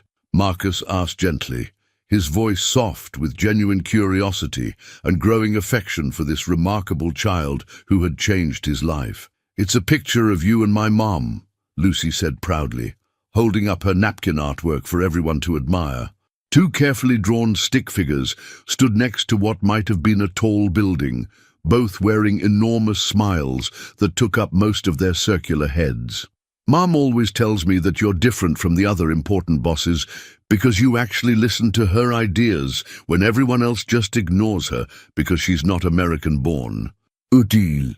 The simple, innocent drawing hit Marcus with more emotional force than any financial report or profit projection ever could. He found himself thinking deeply about Sarah Chen's incredible journey, a brilliant woman who had immigrated from Taiwan 15 years ago with nothing but fierce determination, a gift for mathematical analysis, and dreams of building a better life for her family. He had hired her when other companies consistently overlooked her impressive credentials because of subtle prejudice, and she had quietly, consistently saved him millions of dollars with her meticulous attention to detail and analytical insights over the years. Harold Blackstone cleared his throat uncomfortably. His earlier hostility completely evaporated and replaced by something resembling genuine remorse. "Marcus, we owe you not just an apology, but our deepest gratitude and respect." Your strategic vision and decision-making have just secured Pinnacle's financial future for the next generation and beyond." Jonathan Steele nodded emphatically, his transformation from enemy to ally now complete. "The board would like to formally rescind your termination immediately and offer you an unprecedented new position, Chief Executive Officer with complete autonomy over all strategic acquisitions and corporate direction." Marcus felt the enormous weight and significance of this pivotal moment, but his eyes remained focused on Lucy's cheerful crayon drawing. "I'll accept, but only under one non-negotiable condition," he said, with quiet but absolute firmness. "Sarah Chen receives an immediate promotion to Senior Strategic Analyst with her own dedicated research team and budget. Additionally, every single employee currently gathered outside receives a substantial bonus, not for maintaining confidentiality about today's events, but for being part of something truly extraordinary that will benefit everyone."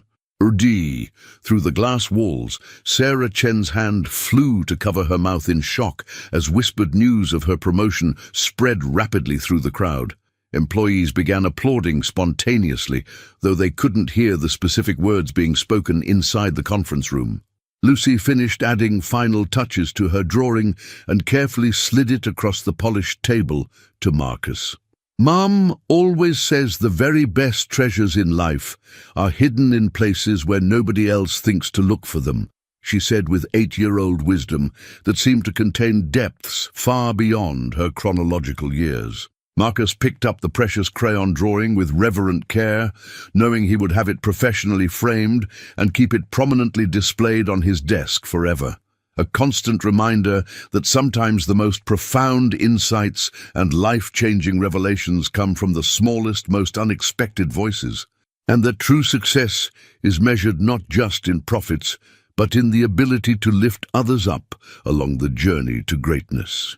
The remarkable little girl who had walked into a corporate boardroom to save her mother's job had just changed the entire course of a billion-dollar empire. 3 weeks after that life-changing morning in the boardroom, Marcus Wellington stood before the largest press conference in Pinnacle Industries' 70-year history. Camera flashes exploded like lightning across the packed auditorium as reporters from every major financial publication leaned forward in anticipation. The Wall Street Journal, Forbes, Bloomberg, Financial Times, and dozens of international business magazines had all sent their most experienced journalists to cover what many were already calling the most spectacular corporate turnaround in modern business history. But Marcus's attention wasn't focused on the media circus before him or the hundreds of cameras broadcasting live to millions of viewers worldwide. Instead, he found himself searching the crowded room until his eyes landed on a small figure in the front row. Lucy Chen, wearing a brand new blue dress her mother had bought specially for this momentous occasion. Sitting proudly beside Sarah, who now bore the prestigious title of Senior Strategic Analyst and commanded a dedicated team of 12 brilliant researchers. "Ladies and gentlemen," Marcus began, his voice carrying the confidence and authority that had made him legendary in financial circles throughout his career. 3 weeks ago, I was publicly terminated for what appeared to be the worst acquisition decision in corporate history. Today, I stand before you as CEO of a company that now controls revolutionary technology worth over $30 billion. The room erupted in excited murmurs and frantic note-taking as journalists struggled to process the magnitude of this transformation. Behind the scenes, however, Marcus knew the real story was far more complex and dramatic than any newspaper headline could possibly capture. The past 3 weeks had been an absolute whirlwind of intensive legal battles, comprehensive patent validations, and high-stakes strategic negotiations that had tested every single skill he'd developed during his 23-year journey from Nebraska farm boy to corporate leader. Phoenix Dynamics' former executives had emerged from the shadows like vengeful spirits, threatening expensive lawsuits and demanding massive compensation for what they aggressively claimed was sophisticated corporate espionage. Their lawyers had descended on Pinnacle Industries like vultures, filing injunctions and sending threatening letters that filled Marcus's desk with legal documents requiring immediate attention and strategic responses.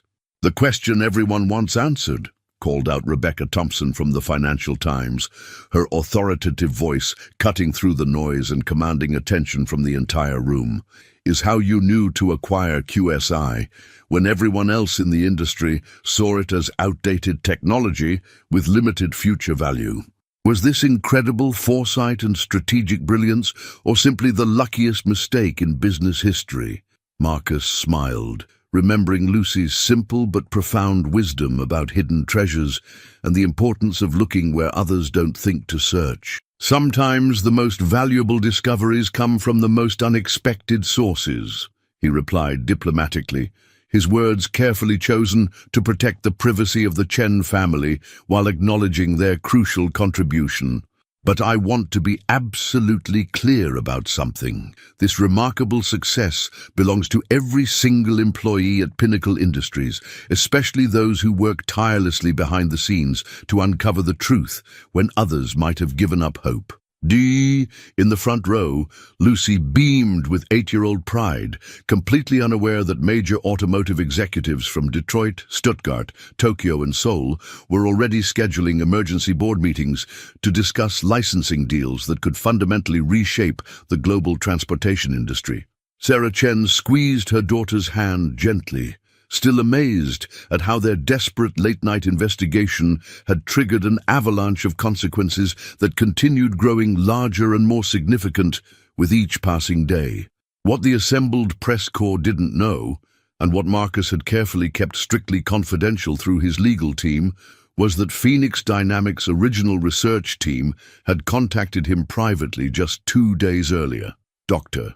Elizabeth Morrison, the brilliant scientist who had actually developed the revolutionary battery technology that was now making headlines worldwide, had been systematically cheated out of her patents by corporate executives who'd sold her innovations while keeping her trapped in endless non-disclosure agreements and intimidating legal technicalities. "Mr. Wellington," Dr. Morrison had said during their secret meeting in his private office, her voice trembling with barely contained emotion after years of legal battles. "I've been fighting for 7 long years to get proper recognition for my work and restore my professional reputation. When I heard about your acquisition and Lucy's discovery, I realized you might be the only person with enough power and integrity to help me get the justice I deserve." Dr. Elizabeth Morrison sat across from Marcus in his newly redesigned executive office, her weathered hands clutching a worn leather briefcase that contained 7 years of meticulously documented evidence. At 56, she bore the exhausted, defeated look of a brilliant scientist who had watched helplessly as her life's work was stolen by corporate predators more interested in quarterly stock prices than scientific integrity or ethical business practices. "They promised me absolutely everything," she said, her voice barely above a whisper as she opened the briefcase with trembling fingers to reveal hundreds of technical documents, printed emails, legal correspondence, and detailed laboratory notes. "Recognition for my groundbreaking research, substantial funding for continued development, a permanent position leading the innovation team, even equity participation in the company's success. Instead, they systematically erased my name from every single patent filing while using my discoveries to build their entire corporate empire." Marcus studied the overwhelming evidence carefully, his analytical mind processing the disturbing implications of what Dr. Morrison was revealing with increasing anger and disbelief. The documents painted a deeply troubling picture of corporate fraud that went far beyond simple patent theft. This was systematic, premeditated destruction of individual careers for corporate profit. Phoenix Dynamics had built their entire business model around identifying and stealing innovations from vulnerable researchers like Dr. Morrison, then selling those technologies to legitimate companies like QSI while keeping the original inventors trapped in legal limbo through intimidation, frivolous lawsuits, and deliberately complex contractual language designed to confuse and overwhelm people without expensive legal representation. The solid-state battery technology that everyone's talking about in the news, Dr. Morrison continued, her voice gaining strength as she pulled out a thick folder of technical specifications and prototype designs. I developed that revolutionary system in my garage after Phoenix fired me for asking too many uncomfortable questions about patent ownership and profit-sharing agreements. I've been trying to prove it's my intellectual property for 3 years, but they have teams of lawyers and unlimited legal budgets, while I have student loan debt and a mortgage I can barely afford. Through his office windows, Marcus could see construction crews working industriously on the new research facility that would house Pinnacle's dramatically expanded technology division. The $200 million project was being funded entirely by the unexpected windfall from the QSI patents, and he'd already hired 43 of the industry's top scientists and engineers, offering them unprecedented research freedom and substantial equity participation. But something about Dr. Morrison's heartbreaking story made him realize that money and state-of-the-art facilities meant absolutely nothing without ethical leadership and a genuine commitment to protecting the people who create innovations that change the world. What would justice look like to you, Dr. Morrison? Marcus asked, setting down the disturbing documents and giving her his complete, undivided attention. It was the same focused, respectful listening approach that had made Sarah Chen trust him years earlier, and that had convinced Lucy to walk courageously into that boardroom 3 weeks ago. "I want my name restored on the patents where it rightfully belongs," she replied with quiet dignity that commanded respect despite her obvious exhaustion. "I want proper recognition for my team members who were also systematically cheated and had their careers destroyed. And I want to continue my research without constantly looking over my shoulder for lawyers trying to silence me with frivolous lawsuits and financial intimidation." Marcus made a decision that would have completely shocked the board members who'd tried to fire him just weeks earlier for supposed incompetence. "Dr. Morrison, I'm prepared to offer you something far better than simple justice. I'm offering you true partnership and the resources you deserve. Pinnacle Industries will establish a completely new division called Morrison Advanced Technologies, with you as Chief Technology Officer and principal shareholder. We'll provide a $50 million research budget, complete legal protection, and we'll launch a comprehensive legal campaign to restore proper attribution on every single patent that was stolen from you and your team." The exhausted scientist's eyes filled with tears of relief and disbelief as she processed what Marcus was offering. After years of fighting alone against a system specifically designed to protect corporate interests over individual creators, someone was finally offering her the support, resources, and recognition she needed to continue changing the world through her innovations. 6 months after the boardroom revelation that changed everything, Marcus stood in the gleaming, state-of-the-art laboratory of Morrison Advanced Technologies, watching Dr. Elizabeth Morrison explain complex quantum charging principles to a group of visiting executives from Tesla, Ford, General Motors, and BMW. The scientist who had once been systematically silenced and marginalized by corporate bullies now commanded the complete respect of the entire global automotive industry, her revolutionary innovations driving partnership negotiations worth billions of dollars. "The breakthrough isn't just in energy storage capacity," Dr. Morrison was saying, her voice confident and authoritative as she gestured toward a prototype battery no larger than a standard smartphone. "It's in unprecedented charging speed and extraordinary longevity that will fundamentally transform transportation economics. This battery can power an electric vehicle for 800 miles and recharge to 90% capacity in under 4 minutes." More importantly, it maintains that exceptional performance for over 500,000 charge cycles without significant degradation. Uti, the visiting automotive executives exchanged glances that Marcus immediately recognized from his own early days of high-stakes negotiation. The carefully controlled expressions of people trying to maintain poker faces while processing information that could completely revolutionize their entire industry. Elon Musk himself had personally called Marcus the previous week, requesting an urgent private meeting to discuss exclusive licensing arrangements that could give Tesla a decisive competitive advantage. But the transformation Marcus treasured most was happening in a completely different part of the building. Through the laboratory's floor-to-ceiling glass walls, he could see into the employee childcare center that Pinnacle had established using substantial profits from their rapidly expanding technology licensing deals. Lucy Chen sat at a small table surrounded by colorful art supplies, patiently helping other children with homework assignments while their parents worked late shifts in various departments throughout the sprawling complex. Sarah Chen had passionately insisted on the child care center during the extensive company reorganization meetings, pointing out that many brilliant employees struggled to balance demanding work responsibilities with family obligations. Exceptional people shouldn't have to choose between career advancement and being present for their children's development, she'd argued with characteristic analytical precision, and Marcus had immediately approved the $10 million facility without hesitation. "Mr.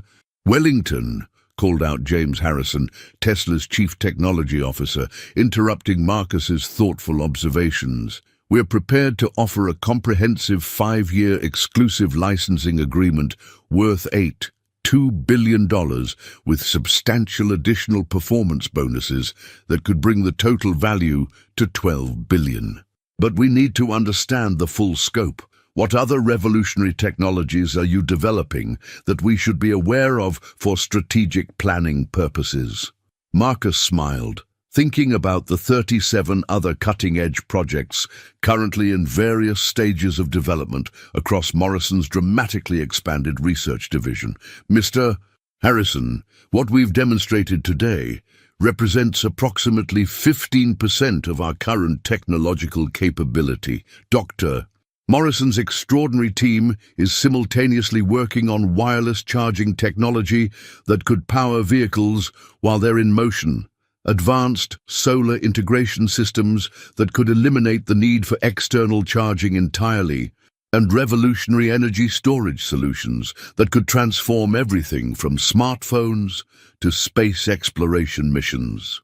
The financial numbers being discussed were absolutely staggering, but Marcus had learned through experience that true success couldn't be measured in dollars alone. The comprehensive employee satisfaction surveys showed that 98% of staff were genuinely happy with their working conditions and professional growth opportunities, and Pinnacle had rapidly become the most sought-after employer in the entire technology sector. More importantly, they'd established a substantial charitable foundation that provided educational scholarships specifically to children of immigrant families, directly inspired by Sarah Chen's own remarkable journey from Taiwan to corporate leadership, despite facing discrimination and language barriers. "There's something else you should know," Dr. Morrison added, her eyes twinkling with the infectious excitement of a scientist on the verge of another groundbreaking discovery. "We've systematically identified 6 other brilliant researchers whose work was stolen by various corporations over the past decade. Marcus has authorized comprehensive legal action to restore their patent rights and offered them prestigious positions here at Morrison Advanced Technologies. We're not just building a successful company, we're building a powerful movement to protect innovation and reward genuine creativity." The revelation came on a Tuesday morning, exactly 8 months after Lucy's famous boardroom appearance, arriving like an earthquake that threatened to destroy everything they'd built. Marcus was reviewing quarterly financial reports in his office when Sarah Chen burst through his door, her normally composed face pale with shock and her hands trembling violently as she clutched a thick manila folder containing documents that would change their understanding of everything. "Marcus, we have a serious problem," she said, her voice tight with barely controlled emotion and underlying fear. "A massive problem that completely changes everything we thought we knew about the Phoenix Dynamics situation and calls into question the safety of everyone involved in this case." Marcus immediately set aside his financial documents, recognizing the same intense analytical focus in Sarah's demeanor that had driven her to work through the night, uncovering the original fraud 8 months earlier. Her dedication to uncovering truth, regardless of personal cost, had saved the company, but her current expression suggested they faced something far more dangerous. "What did you find?" Marcus asked, his voice steady despite the growing knot of apprehension in his stomach. Sarah opened the folder with shaking hands, revealing bank statements, complex corporate documents, encrypted email chains, and financial records that had clearly required considerable investigative effort and probably some legal risks to obtain. "Phoenix Dynamics wasn't working alone," she began, her analytical mind struggling to organize the overwhelming complexity of what she'd discovered. They were part of a much larger, more sophisticated operation.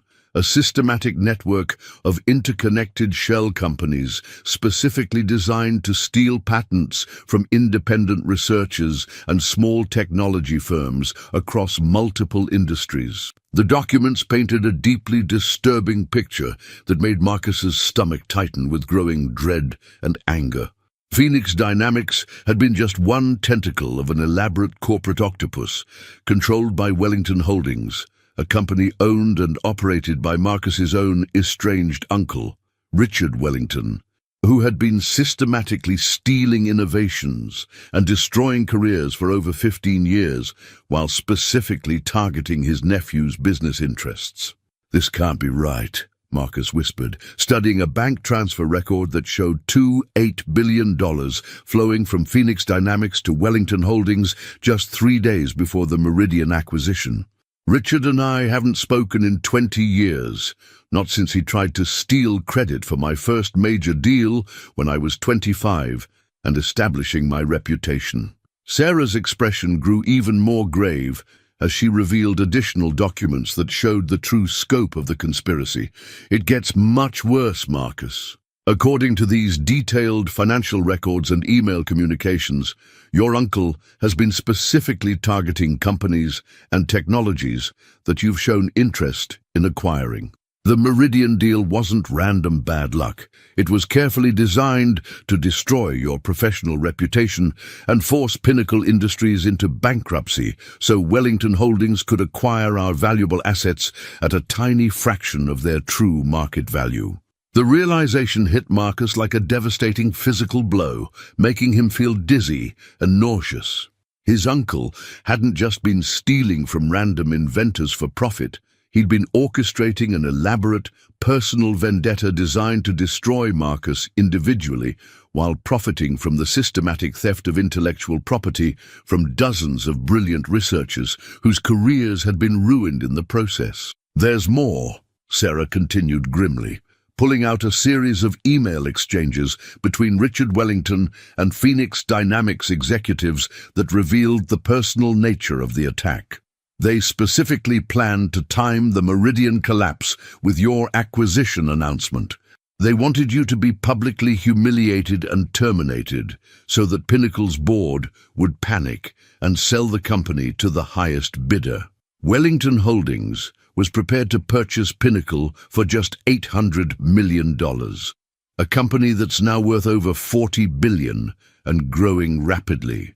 Marcus stood up abruptly, pacing frantically behind his desk as he processed the staggering magnitude of his uncle's betrayal and the personal hatred that had driven 15 years of criminal activity. Through his office windows, he could see employees going about their daily work, completely unaware that their company had been systematically targeted for destruction by a family member's greed and desire for revenge. "We have to contact the authorities immediately," Marcus said, his voice hardening with determination and righteous anger. This isn't just corporate espionage. It's massive fraud that's destroyed the careers and lives of dozens of innocent researchers while threatening the jobs of hundreds of our employees. The FBI raid on Wellington Holdings occurred at dawn on a Friday morning, with federal agents simultaneously executing search warrants at 17 different locations across 3 states in a coordinated operation that had been planned for weeks. Marcus watched the live news coverage from his office, feeling a complex mixture of vindication, sadness, and relief as his Uncle Richard was led away in handcuffs, his usually immaculate silver hair disheveled and his aristocratic appearance completely destroyed by the humiliating perp walk that photographers captured from every possible angle. Special Agent Jennifer Walsh, the lead investigator on the case and a specialist in complex financial crimes, had briefed Marcus the previous evening about the truly staggering scope of what their investigation had uncovered. Your uncle's criminal operation was far more extensive and sophisticated than we initially realized, she'd explained with professional precision, spreading dozens of photographs, financial documents, and evidence charts across the large conference table. We've identified 43 separate victims over 15 years, including Dr. Morrison. The total estimated value of stolen intellectual property exceeds $50 billion. The number was so astronomical that Marcus had difficulty processing its full implications for the technology industry. 43 brilliant inventors and researchers had been systematically cheated out of their life's work, their groundbreaking innovations stolen and sold to competitors while they struggled with legal battles they couldn't afford to fight and professional reputations that had been deliberately destroyed through corporate smear campaigns. The most disturbing aspect of this case, Agent Walsh had continued, her voice reflecting the gravity of what they'd discovered, is how incredibly sophisticated their legal strategy was. Your uncle employed teams of specialized lawyers specifically trained to identify promising young researchers who lacked the financial resources to defend their patents. They would then create elaborate shell companies to acquire their work through fraudulent contracts and intimidation before selling those innovations to legitimate corporations at enormous profits. Now, watching his uncle's arrest broadcast live on every major news network, Marcus found himself thinking about the devastating human cost of Richard's greed and vindictive obsession. 43 careers derailed or destroyed, countless families damaged by financial stress and professional humiliation, and revolutionary innovations delayed or lost entirely because their creators had been forced to abandon their research when their patents were stolen and their reputations systematically attacked.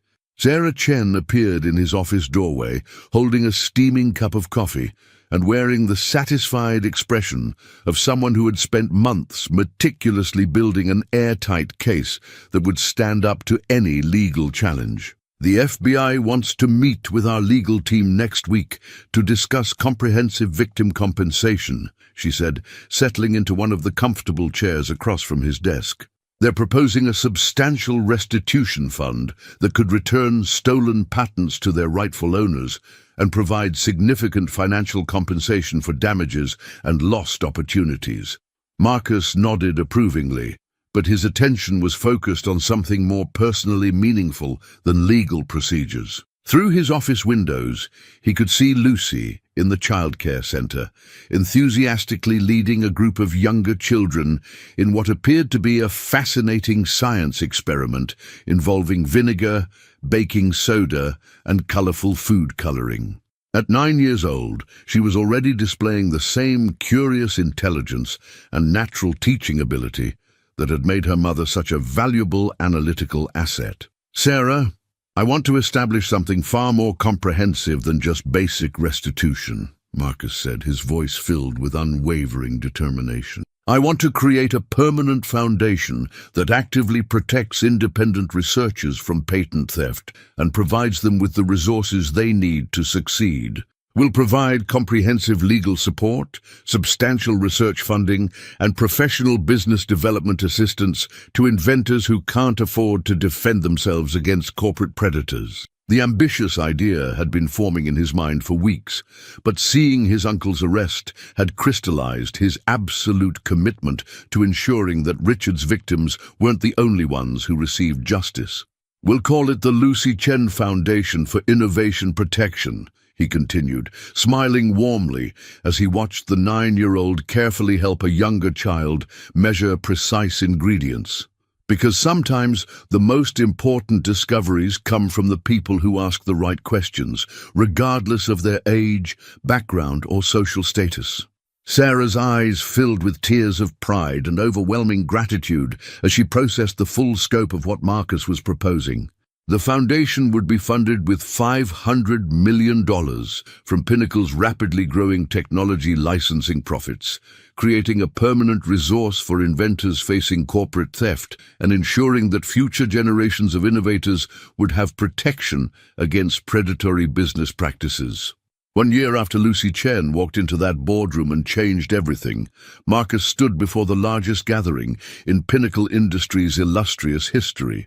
The company's magnificent new headquarters, a gleaming 60-story architectural marvel that housed not only corporate offices, but also the world-renowned Morrison Advanced Technologies Research Complex and the groundbreaking Lucy Chen Foundation for Innovation Protection, buzzed with electric excitement as employees, researchers, honored guests, and media representatives filled the massive auditorium. Dr. Elizabeth Morrison, now universally recognized as one of the world's leading battery technology innovators and a respected voice for research ethics, had just announced revolutionary developments that would make electric vehicles significantly cheaper than traditional gasoline cars within 2 years. The 43 researchers whose patents had been systematically stolen by Wellington Holdings were all present as honored guests, having received full attribution for their work